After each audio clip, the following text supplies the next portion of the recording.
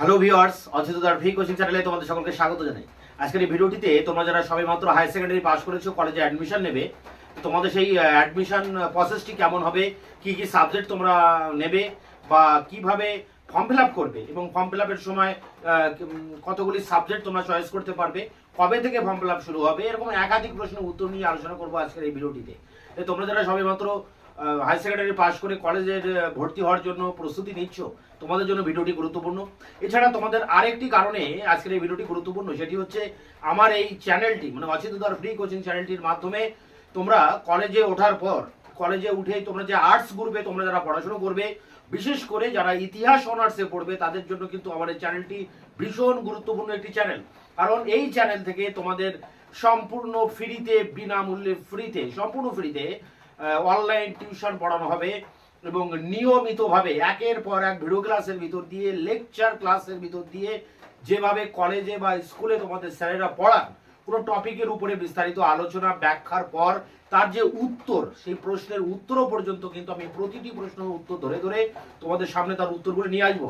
এবং পাশাপাশি তোমাদের যাদের পাশে পল সায়েন্স বা রাষ্ট্রবিজ্ঞান থাকবে বা এডুকেশন শিক্ষা বিজ্ঞান থাকবে, সেই সব সাবজেক্টগুলিও কিন্তু তারও টিউশন এই চ্যানেল থেকে পেয়ে যাবে। তো দেখো, আমি প্রায় 16 থেকে 17 বছর টিউশন পড়িয়েছি অফলাইনে, এবং তা থেকে আমি এটা বুঝতে পেরেছি যে টিউশন কিন্তু প্রত্যেকের পড়তেই হয় এবং টিউশন পড়া বর্তমানে অত্যন্ত ব্যয় সাপেক্ষ একটি ব্যাপার। বর্তমানে যে অবস্থা, তাতে প্রায় 25 থেকে 30 হাজার টাকা কিন্তু কলেজ পড়াকালীন তোমাদের টিউশন পিছনে ব্যয় হতে পারে।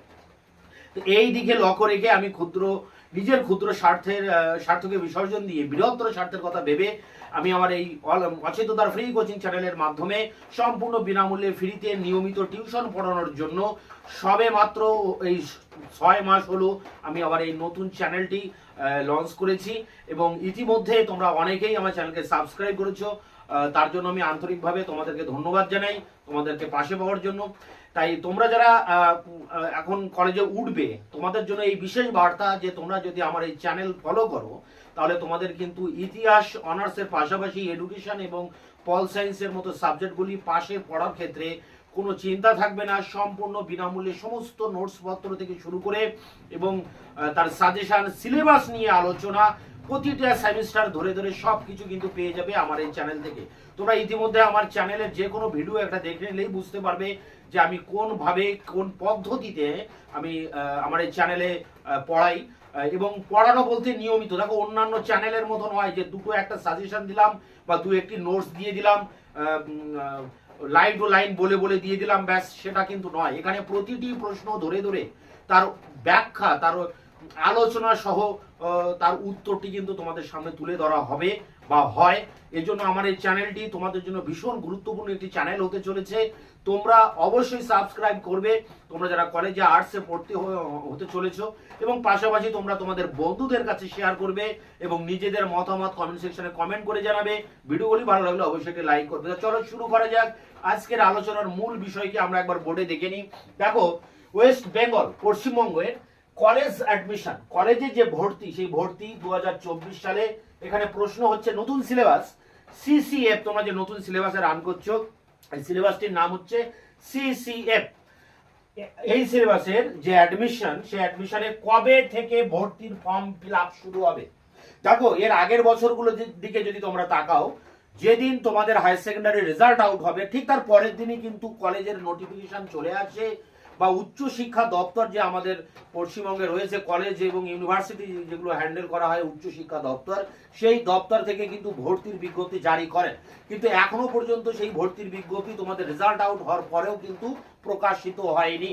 তাই মনে করা হচ্ছে যে আগামী সপ্তাহেই তোমাদের কিন্তু এই বিজ্ঞপ্তি আসতে চলেছে, ভর্তির বিজ্ঞপ্তি, এবং উচ্চশিক্ষা দপ্তর থেকে, কলেজগুলির তরফ থেকে এই ভর্তির বিজ্ঞপ্তি প্রকাশিত হবে। তাই তোমরা সামনের সপ্তাহ পর্যন্ত দেখো, মানে এই যে আসছে সোম, মঙ্গল, বুধ, বৃহস্পতিবার ভিতরেই কিন্তু তোমাদের জন্য বিজ্ঞপ্তি আসতে চলেছে, ভর্তির বিজ্ঞপ্তি। এবং তারপরেই তোমাদের এই ভর্তির জন্য ফর্ম ফিল আপ শুরু হবে, অনলাইন ফর্ম ফিল আপ হবে। এবং সেই ক্ষেত্রে হয়তো একটা ফর্মেই মানে তোমরা অনেকগুলি ইউনিভার্সিটির আন্ডারে, মানে একটা ইউনিভার্সিটির আন্ডারে অনেকগুলো কলেজের কিন্তু তোমরা এখানে অ্যাপ্লাই করতে পারবে একটাই কিন্তু অনলাইন ফর্ম ফিল আপের ভিতর দিয়ে। তাই এখানে বলা হচ্ছে যে কবে ভর্তির ফর্ম ফিল আপ, তাহলে বুঝতে পারলে সামনের সপ্তাহে তোমাদের নোটিফিকেশন আসবে বা বিজ্ঞপ্তি আসবে। তোমরা তোমাদের মানসিকভাবে প্রস্তুতি নাও যে তোমরা কলেজে যাচ্ছ, কলেজে অ্যাডমিশন নিতে চলেছো। এরপরে দেখো কিভাবে ভর্তির প্রক্রিয়া হয়ে থাকে। তা ভর্তির প্রক্রিয়া হয়ে থাকে একেবারে ইজি প্রসেস, একেবারে ইজি। প্রথমে তোমরা একটা অনলাইন ফর্ম ফিল আপ করবে। অনলাইন ফর্ম ফিল আপ করার পরে তোমাদের যে কলেজকে কেন্দ্র করে তোমরা ফর্ম ফিল আপ করবে, যে কলেজের জন্য অ্যাপ্লাই করবে, সেই কলেজে প্রথমে একটা প্রফেশনাল মেরিট লিস্ট প্রকাশিত হবে। যারা যারা সেই কলেজে অ্যাপ্লাই করবে তাদের প্রত্যেকের নিয়ে ওই লিস্টটা হবে, কেউ বাদ যাবে না। ধরো 200 জন যদি অ্যাপ্লাই করে, সেই 200 জনেরই কিন্তু লিস্ট বার হবে। এবার কেউ হয়তো ইতিহাসে অনার্স পড়তে চাইছো, কিংবা রাষ্ট্রবিজ্ঞানে, কিংবা ভূগোলে, সেখানে দেখা যাচ্ছে হয়তো 100 সিট আছে। সেই 100 সিটের জন্য আবার একটা মেরিট লিস্ট প্রকাশিত হবে। মানে প্রথমে যারা যারা ফর্ম ফিল আপ করবে তাদের প্রত্যেকের নিয়ে একটা মেরিট লিস্ট প্রকাশিত হবে। তারপর যে আসন রয়েছে সেই আসন সংখ্যার উপর নির্ভর করে আবারও কিন্তু আরেকটা মেরিট লিস্ট প্রকাশিত হবে। তাহলে দুটো মেরিট লিস্ট পরপর প্রকাশিত হবে, এবং শেষ যে মেরিট লিস্টটা, যেটা ফাইনাল মেরিট লিস্ট, তার উপর বেস করেই তোমাদের ভর্তির শুরু হবে। এখন ফাইনাল মেরিট লিস্টে যদি তোমাদের নাম আসে, তাহলে তোমরা কলেজে যাবে। কলেজে গিয়ে তোমরা টাকা জমা দেবে। টাকা জমা দেওয়ার পরে তোমাদের ভর্তি কমপ্লিট হয়ে যাবে, এবং সেই সময়ই তোমাদের অরিজিনাল যে ডকুমেন্টস, মাধ্যমিকের অ্যাডমিট মার্কশিট সার্টিফিকেট, হায়ার সেকেন্ডারির অ্যাডমিট মার্কশিট সার্টিফিকেট, এগুলো কিন্তু তোমাদের ওখানে অরিজিনাল ভেরিফিকেশন হবে। এবং কাস্ট সার্টিফিকেট থাকলে সেটাও ভেরিফিকেশন হবে, আধার কার্ড ভেরিফিকেশন হবে, গার্জেনের ডকুমেন্টস ভেরিফিকেশন হতে পারে, যে স্কুল থেকে তোমরা পাস করেছো সেই স্কুলের সার্টিফিকেটও তোমাদের লাগতে পারে। এগুলো তোমরা সব কিন্তু জোগাড় করে গুছিয়ে রেখে দিও। 1 কপি করে জেরক্স করে, বা কিংবা 2 কপি করে জেরক্স করে রেখে দেবে, ফটো তুলে রেখে দেবে। তা এই হচ্ছে প্রসেস, আলাদা কিছুই নয়, একদম সিম্পল ব্যাপার। অনলাইন ফর্ম ফিল আপ করবে, কলেজে যে কলেজকে টার্গেট করে সেখানে একটা লিস্ট আউট হবে, তারপরে একটা ফাইনাল মেরিট লিস্ট হবে, তার ভিত্তিতে কলেজে তোমাদের ভর্তির দিন দেবে, সেই দিন গিয়ে টাকা জমা দিয়ে ভর্তি হতে হবে। প্রায় 1,5-2 হাজার টাকা লাগতে পারে কিন্তু এখানে ভর্তির ক্ষেত্রে, আর্টসের সাবজেক্টের ক্ষেত্রে। এবং ভর্তির পর তোমাদের বা ওই দিনই তোমাদের কিন্তু অরিজিনাল ডকুমেন্টস ভেরিফিকেশন হবে। সামনের সপ্তাহ থেকে এই প্রসেস কিন্তু তোমাদের শুরু হতে চলেছে। এরপরে দেখো ফর্ম ফিল আপ করার সময় কয়টি সাবজেক্ট চয়েস করতে হয়। দেখো অ্যাকচুয়ালি তোমাদের আমি অনার্স দিয়ে বলি, ধরো কেউ ইতিহাস দিয়ে বলি, আমি যেহেতু ইতিহাস সাবজেক্টটাই পড়াই, ইতিহাসে কেউ অনার্স নিতে চাইছো, তো ইতিহাস সাবজেক্টটার পাশাপাশি তোমাদের আরো 2টি পাশের সাবজেক্ট পড়তে হবে। ইতিহাস সাবজেক্টটাকে যেহেতু তোমাদের কোর সাবজেক্ট, তাই এটাকে বলা হচ্ছে মেজর সাবজেক্ট।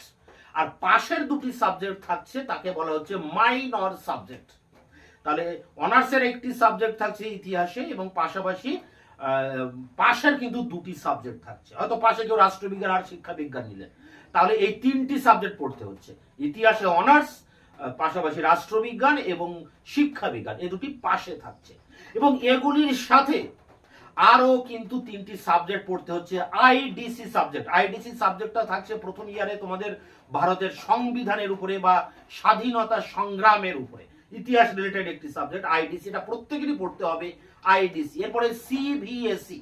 সিবিএসই হচ্ছে তোমাদের যে কম্পালসারি ইংলিশ সাবজেক্ট আছে, সেই ইংলিশ সাবজেক্ট থাকছে। ইএনভিএস থাকছে, যেটাকে আমরা এনভায়রনমেন্টাল বা পরিবেশ বিদ্যা বলি, সেটাও কিন্তু থাকছে। তো এইভাবে মোট 7টি সাবজেক্ট পড়তে হবে অনার্সের ক্ষেত্রে ফার্স্ট ইয়ারে। এবং যারা তোমরা জেনারেল বা পাশে পড়বে, তোমাদেরকেও 7টি সাবজেক্ট কিন্তু এখানে পড়তে হবে। কিভাবে পড়তে হবে? তোমাদের 3টি পাশের সাবজেক্ট রাখতে হবে।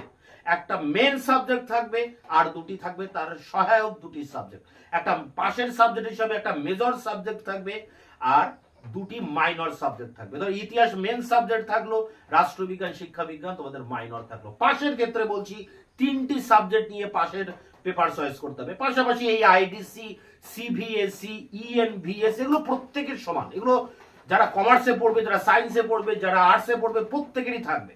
তাই সেই বিষয়টা নিয়ে আমরা পরে আসছি।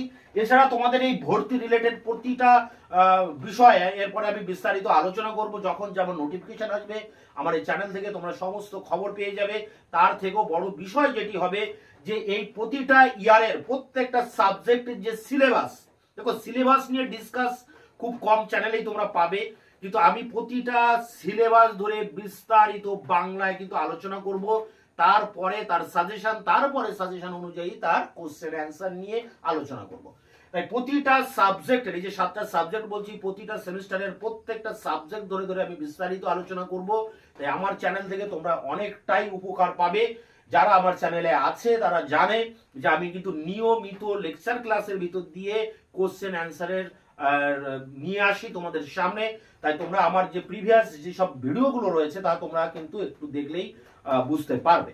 তা দেখো এখানে যে বিষয়টা আলোচনা করলাম যে ফর্ম ফিল আপ করার সময় কয়টি সাবজেক্ট চয়েস করতে হয়।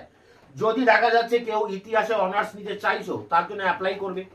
পাশাপাশি যে পাশের সাবজেক্ট তোমাদের দুটো চয়েস করতে হবে, সে দুটো চয়েস করতে হবে ফর্ম ফিল আপের সময়। তাহলে যেটা তোমরা অনার্স নেবে সেটাকে নির্দিষ্ট করতে হবে, পাশাপাশি পাশের যে দুটি সাবজেক্ট নেবে সে দুটিগুলোকে নির্দিষ্ট করতে হবে। এই 3টি সাবজেক্ট তোমাদেরকে নির্দিষ্ট করতে হবে, আর বাকিগুলো সব কম্পালসারি, বাকিগুলো সব অটোমেটিক্যালি থাকবে, কিন্তু এখানে 3টি সাবজেক্ট মাস্ট বি তোমাদের চয়েস করতে হবে।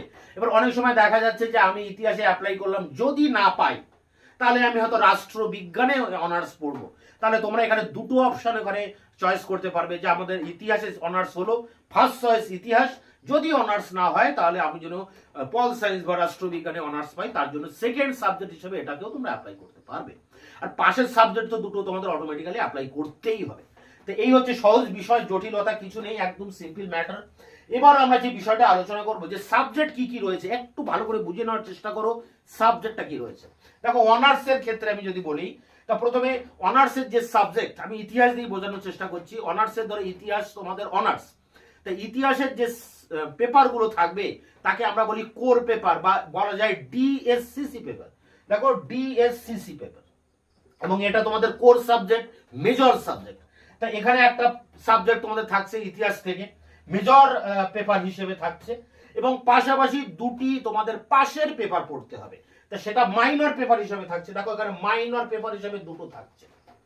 তা এইভাবে আমি আবার যদি জেনারেল দেখি, তা জেনারেলের ক্ষেত্রে দুটো মেন্স, মানে একটা মেন সাবজেক্ট থাকছে যাকে মেজর সাবজেক্ট বলছি আমরা, দুটো মেজর সাবজেক্ট থাকছে, একেবারে দুটি, পাশের ক্ষেত্রে দুটি থাকছে মেজর সাবজেক্ট। দেখো এখানে 2 মেজর পেপার, দুটি মেজর সাবজেক্ট থাকছে এবং একটি মাত্র মাইনর পেপার থাকছে। তাহলে পাশের ক্ষেত্রে দুটি মেন সাবজেক্ট থাকছে, একটা তার লাগোয়া আরেকটি সাবজেক্ট। এই 3টি সাবজেক্ট পাশের ক্ষেত্রে চয়েস করতে হবে। অনার্সের ক্ষেত্রেও 3টি সাবজেক্ট থাকবে, একটি অনার্স আর দুটি তার পাশ। এই হচ্ছে সিম্পল ফরম্যাট।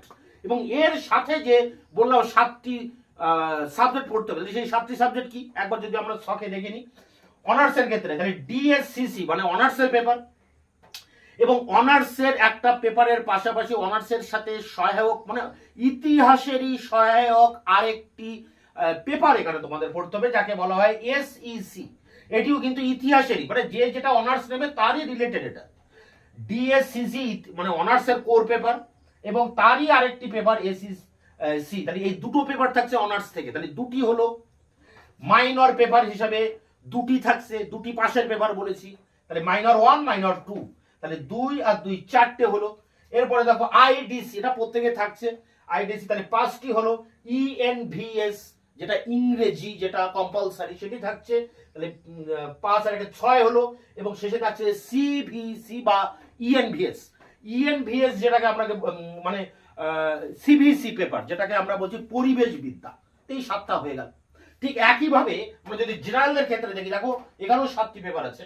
দুটি থাকবে পাশের মেন পেপার, তাহলে দুটি হলো, এবং একটা থাকবে মাইনর পেপার হিসাবে, তাহলে 3টি হলো, মানে 3টি সাবজেক্ট থাকছে পাশের, এই 3টি।